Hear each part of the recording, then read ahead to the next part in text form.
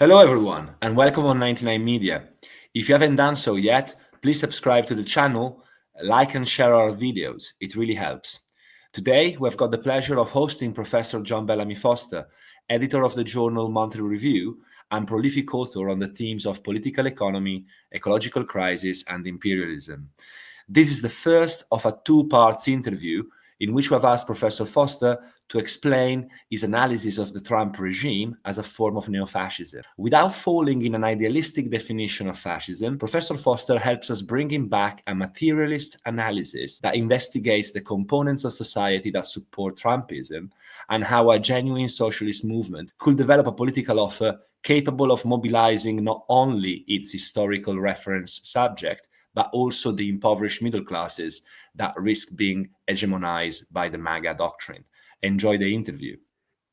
So this interview will be focusing on, it's actually going to be divided in two parts. And in this first part, we will be focusing on theoretical issues that are linked to your recent article that you wrote for the June 2025 issue of the Monthly Review titled The Trump Doctrine and the New MAGA Imperialism. So in this first part, we will focus on more theoretical issues that aim to explain the structural and ideological base of the new Trump regime. So in your article, you argue that in order to understand the Trump MAGA regime, it is necessary to root it in a materialist and class-based framework that exposes it as a form of radical nationalism, quite similar to fascism. And however, your characterization of fascism is quite different from the one that has been predominant, unfortunately, among the Western left, that normally conceptualizes it in terms of idealistic categories, things like authoritarian personality, totalitarianism, and so on. So I was going to ask if you could clarify this distinction between a materialist and ideological interpretation of fascism, both in historical terms, as well as a framework that can help understand the current situation. Well, in the 1930s, there was a major theorization of fascism, and the theory of fascism came completely out of Marxism. So the Marxist view was preeminent everywhere, and this was common to all Marxist traditions. They understood the fascist phenomenon in class terms, and obviously in terms of capitalism. Fascism was understood as coming out of an alliance between monopoly capital, the very concentrated capital at the top, and the very pinnacle of the capitalist regime, and the petty bourgeoisie, or lower middle class, and basically the petty bourgeoisie was mobilized against the working class and against many of the liberal elite on the basis of a racist and nationalist ideology that came naturally to that segment of the population. But it was this alliance between monopoly capital and the lower middle class that defined fascism. And actually, the impetus always came from the top. Big capitalists decided to consciously mobilize that sector of the population, the petty bourgeoisie or lower middle class, against the rest of the population, giving a right-wing shift in fascism a mass base. Of course, it was always racist and imperialist, but that came natural to that sector of the population. So this was understood as the basis of fascist regimes by everyone in the 1930s and 40s. Even in the Nuremberg trials, Franz Neumann's Behemoth, which was a Marxist theory of German German Nazi order, was used in the Nuremberg trials. It was there was really no other way of understanding fascism, And that lasted for a long time. But in the late 1980s, I came to discover, to my surprise, that there was a liberal rewriting of fascism. I suppose it started right after the Second World War, or during the Second World War, with, say, Adorno and I think of Horkheimer's authoritarian personality analysis. And it was basic to all the Cold War ideology, like Hannah Arendt's discussion of totalitarianism. But then it became pervasive within liberalism, and so fascism was moved from any connection to capitalism in the totalitarian model. The capitalism basically has two political forms. One is liberal democracy, and the other is fascism. And fascism is basically opposed to liberal democracy. It's the antonym of liberal democracy. So it's not really, it's not, it isn't the antonym of socialism or even obviously not of capitalism. It's really, fascism is a regime that's opposed to liberal democracy, but otherwise keeps the capitalist class structure in institutions intact. And this was understood for a long time, but even the European left, it seems, has forgotten this. And the consequences are enormous, because then fascism is treated as just an idealistic category that just has to do with ideas. You're fascist if you're racist, or if you're an extreme nationalist, if you're on the far right, and so on. And that is, that has a certain amount of value, but without a class analysis, without an understanding of how fascism is related to capitalism, we're basically disarmed in terms of dealing with this phenomenon. And the Trump regime is a neo-fascist regime in that sense. The MAGA base is the lower middle class. That's where that's the 30% of the population, or 25. Most of the 30% of the population that is considered the MAGA base is the lower middle class, which is sort of a contradictory class relation, in the sense that there's an element of the population that has property, but also works. And, small business owners, lower level management, particularly white collar corporate workers, rural areas, and rural populations, and so on. The population in the exurbs, as we call it. So but it's really a population that has an income and a status that's above that of the working class generally, and it's predominantly white.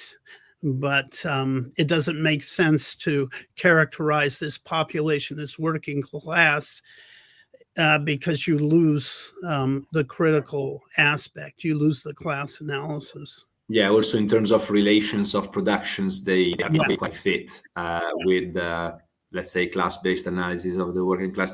On this note, I wanted to link to this idea. So you just said that these, let's say, lower middle class or petty bourgeoisie has got contradictory class-based interests. But also in other articles, you have argued that this is also true for some sections of the working class in the global north. Let's say something that in the traditional Marxist literature might have been described as labor aristocracy. So this class in the global north, despite being objectively exploited, nevertheless benefits from some dividends of being part of the core of this American-led empire. So if we think about these two social classes as the more numerous base of the Trump's consensus, my question would be, In a situation in which both of these classes are actually experiencing a progressive impoverishment, what strategy could be used by a genuinely, let's say, socialist or at least a progressive leftist movement to win them over? And if you see that if they could both be hegemonized by the same or maybe some different type of political offers? Well, yeah, it is complicated. The what we call the lower middle class, which is probably a better term today than petty bourgeoisie. That sector of the population does have this contradictory class relation because they see themselves to some extent as part of the system and as property holders, and they tend to be very opposed to the working class. They're worried about falling into the working class, and particularly the lower, levels of the working class that are really impoverished. They're worried about that. They're worried about the fact that the working class is predominantly not white males, right? And so the working class and the lower middle class sees the working class to a large extent as the enemy. They're quite fine with measures that come down, that repress the bottom 40% of the population. The working class is bigger than that. The lower middle class is very much opposed to the working class, and it's very much opposed to what it considers to be what they call in MAGA ideology the ruling class, which is the professional managerial class that they associate with government and so on. So they're very opposed to them. They think that the working class is getting freebies from the government, and the lower and the upper middle class is controlling everything. The lower middle class is not really so much opposed to capital, and that's why the alliance with monopoly capital works with the big corporations and so on. But there are contradictions there. When you look at the working class and you look at this issue of the labor aristocracy, which is, Trump's backing is partly from their privileged sectors of the working class, which are predominantly white, and that's true. So there is an element of that there, but you have to realize just how small that is. For example, in the United States, the unionized workers in the private sector unionized workers are only 6% of the workforce, actually a little bit less than 6% of the workforce. The public sector workers all are opposed to MAGA and to the Trump regime. And the public sector workers there's as many of those as there are private sector public sector unionization. There's as many workers in the public sector unions as in the private sector unions. So you have the private sector unions, some of them, and let's say in the Midwest and so on, have been supporting Trump, but it's only really their leadership that supports Trump. And they're very nationalist and anti-communist and so on. It's important to understand that that's only 6% of the workforce. And in terms of if you look at wages in the United States, real wages have not risen in the United States in 50 years. So the idea that workers don't have a conception that they're getting a lot from imperialism or anything else, and so the mass of the population, the working class, actually is radical on economic issues, and they don't particularly buy into U.S. imperialism. It has to be propagandized to them constantly, like every football game. They trout out, they bring out troop out the military and emphasize that, but it's all propaganda because the natural tendency is to see some kind of identification with populations elsewhere that are suffering. So the contradictions are enormous, and the ideologues of MAGA are paid by the billionaires. Basically, they're all funded by that. They direct their ideology, like the Claremont Institute, at the lower middle class. They can't really penetrate much into the working class, because to do so, they would have to they'd have to use economic arguments that go against capital. They can't do that. They're funded by capital. So there's this fundamental contradiction. MAGA groups can be quite radical in one sense. I mean, they'll oppose capital in some areas. Like the Epstein scandal, basically, it has all these leaders within the capitalist class and their apparatus are caught up in the Epstein scandal, and the MAGA is willing to go after these people because they have a certain, they don't go against corporations or billionaires generally, but they have a certain kind of ideology themselves that puts them in opposition. And they do try to defend the economic interests of the lower middle class, which, like the Trump regime, tries to protect those people in some ways, but it's actually hurting the lower middle class as well. So there are all sorts of contradictions. The high tech is internationalist in its interests, like it's global capital, right? And MAGA is very nationalist. So they come down. There's all sorts of conflicts in those areas as well. But I don't think that MAGA is not really his core. Trump's core base, the MAGA supporters are not in the working class. Predominantly, they're in the lower middle class, and the New York Times had not referred to the working class basically for decades until Trump came along, and then they started talking about the white working class as Trump's base. They suddenly decided to talk about the working class in those terms. But it isn't true, and all the political people, all the political managers know where the constituency lies, political constituency. I was thinking that in Italy, that there are, as you were talking, I was noticing incredible similarities and also differences, because, for example, the racial thing here is definitely less pronounced. But one thing that really staggered, and then I will leave the word to Matteo, is that is also the absence of an alternative, credible alternative that talks about the working class. Like your Democratic Party is probably very similar to our Democratic Party, another side of the same coin, at least looking at economic themes. Matteo, do you want to step in? Yeah, just a quick clarification from the professor, if I may.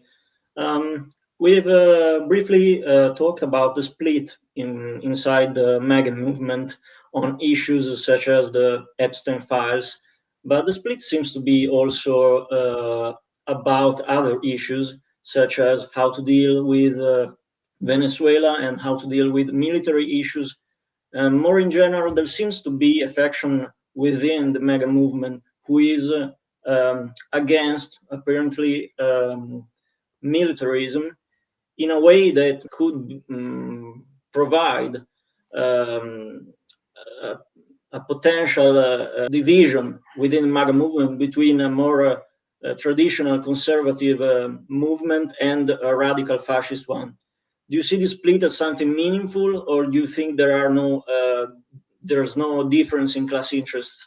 It's just a fight for power. What's your opinion about this? Well, there are divisions. There are divisions that are emerging in MAGA over Israel, and Charlie Kirk, who I didn't admire, obviously, he put me on his professor watch list right at the beginning, and but he was breaking away from, or he was splitting, causing a split within MAGA, because he was catering to Christian nationalists, that he had shifted really towards Christian nationalism, and a lot of the Christian nationalists were pulling away from Trump's policy and the pure Zionist policy on Israel. Might have seen something really interesting happen if Kirk hadn't been killed suddenly. But at any rate, you see these splits because the Christian part of the movement doesn't necessarily fit with the rest of the movement, or the class factor isn't as predominant because religion enters in. So that's interesting. In terms of Trump's foreign policy and his approach to imperialism, it's always been clear. If you listen to liberal media, of course, it isn't clear. But I wrote my first book on Trump, Trump in the White House in 2017. I explained that that the Trump strategy was détente with Russia. Basically, it was what we call reverse Kissinger strategy. In fact, the Kissinger people were involved in formulating it. And détente with Russia and the new Cold War with China. The new Cold War with China was the primary strategy. Détente with Russia was considered necessary so the United States would not be dealing with, fighting both Eurasian powers at the same time. That was the strategy, and the strategy also involved stabilizing in some way, of course, in a right-wing way, the situation in the Middle East so they could concentrate on China. Venezuela is not important simply because of oil. That's a major factor. But Venezuela has created a new path to revolution, which is very, very dangerous. And I was there in Venezuela, invited by the government, and I was, when they were launching the whole communal path. And this is a very different path to revolution. So Venezuela is dangerous there. And it's also a dangerous, because Latin America is breaking away economically and even politically from the United States. And Latin America is supposed to be completely under U.S. control. The U.S. is supposed to, since the Monroe Doctrine, is supposed to control the whole Western Hemisphere. But China's trade with Brazil is enormous. Venezuela is breaking away. Latin America is no longer as tightly under U.S. control.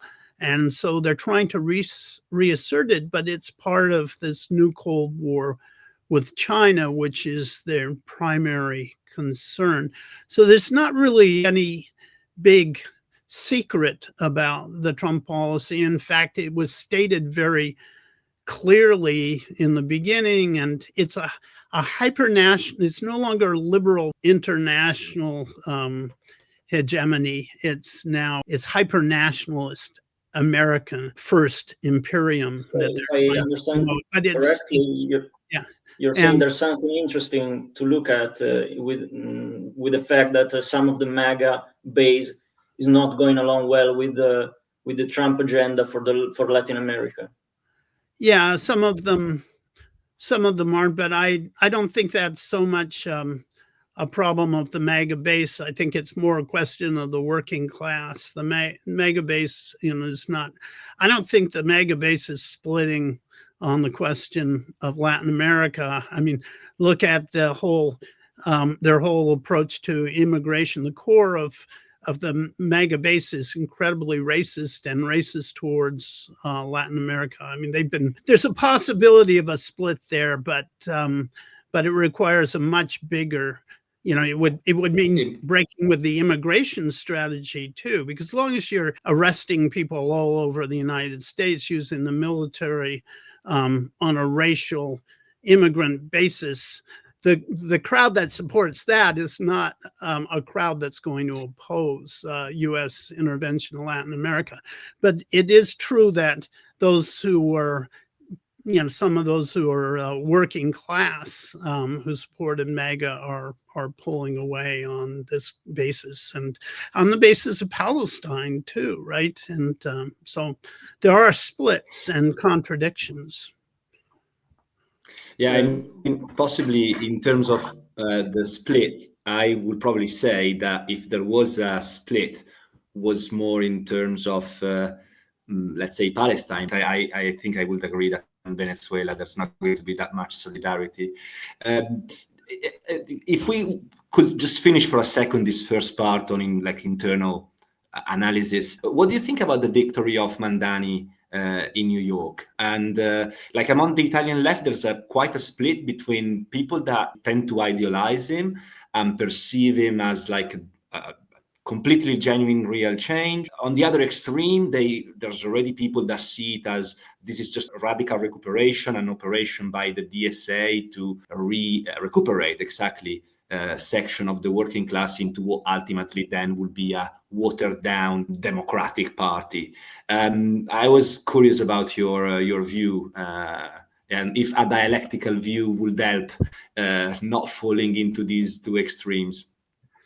On this point, if you think about it, there's the issues where the Democratic Socialist of America split are similar to the issues where the MAGA base is splitting.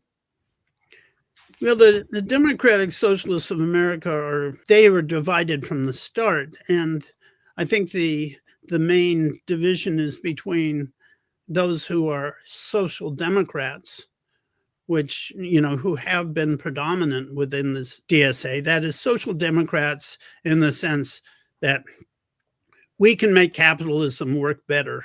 We can create a gentler, more efficient capitalism. And so they're not really opposed to capitalism in a truly socialist sense. They're just trying to democratize it somewhat and to make it more efficient. And they sort of want to be on the tail end of the Democratic Party.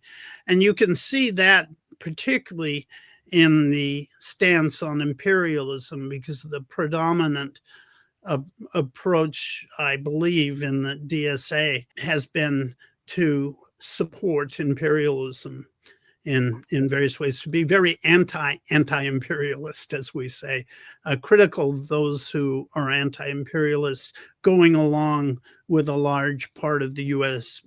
military operations and its approach, to other countries, treating all countries that are socialist oriented as autocratic and so on. That is, very dominant, I think, in the DSA, although I don't have any empirical proof of this. It's more in terms of what comes out.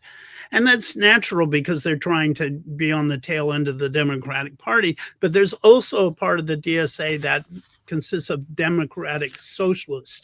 They all call themselves democratic socialists, but there's a section of the DSA that's genuinely democratic socialist that is also anti-imperialist, that's very consistent, much more influenced by Marxism. Mamdani, like Bernie Sanders, I think, is a genuine democratic socialist in that sense. Mamdani comes out of a Marxist background, of course, right?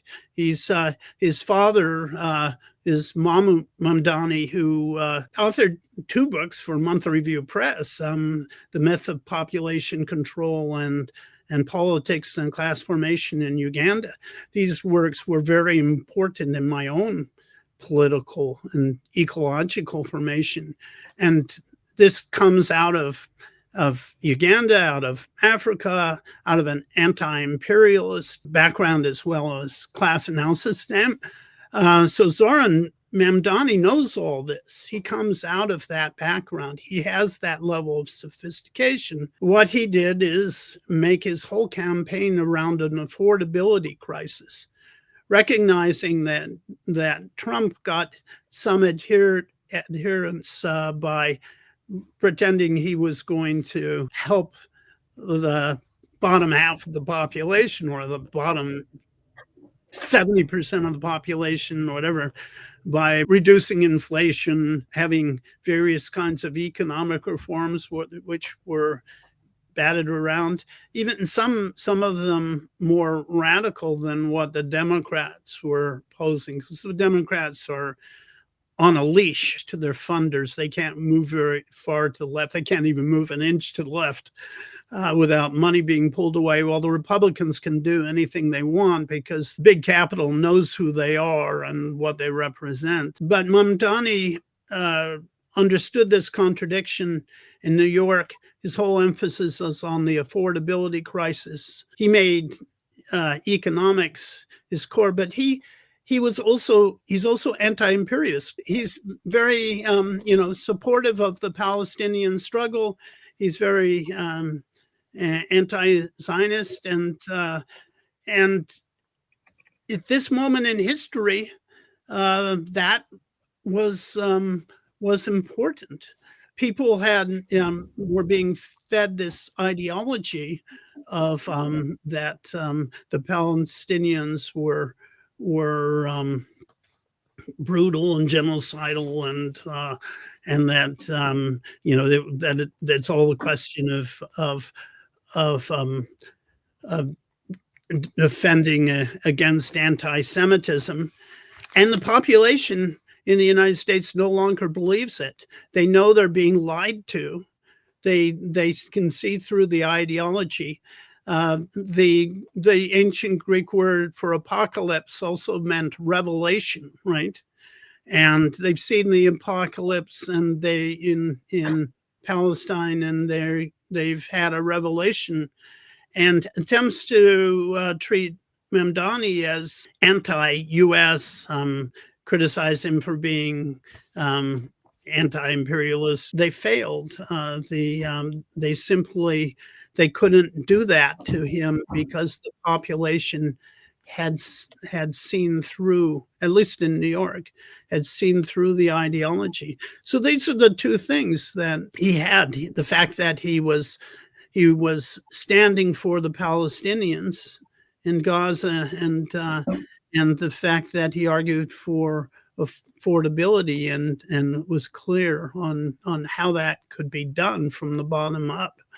So it is a strategy, but whether the issue of Palestine will neutralize the normal U.S. techniques of presenting anybody who identifies with the rest of the world as anti-American, whether they will be able to use those techniques in other parts of the country against any progressive movement, we don't know. But we do know that you can't build a movement, or you can't build a real socialist movement, you can't build a progressive movement in the world today unless it's anti-imperialist, unless it's ecological, and unless it's substantively democratic and rooted in the working class. So that is the way forward. Returning to materialist analysis, understanding the different interests of a society that is divided among much more complex cleavages than in the past is what a socialist movement needs to go back to. The experiment in New York, regardless of what each of us can think on its feasibility or even on its good faith, nevertheless demonstrates one thing: emancipatory politics needs to construct itself representing the material interest of the common people. Any left that forgets about this is bound to fail. Working people will abandon it in the same way they were abandoned by this so-called left.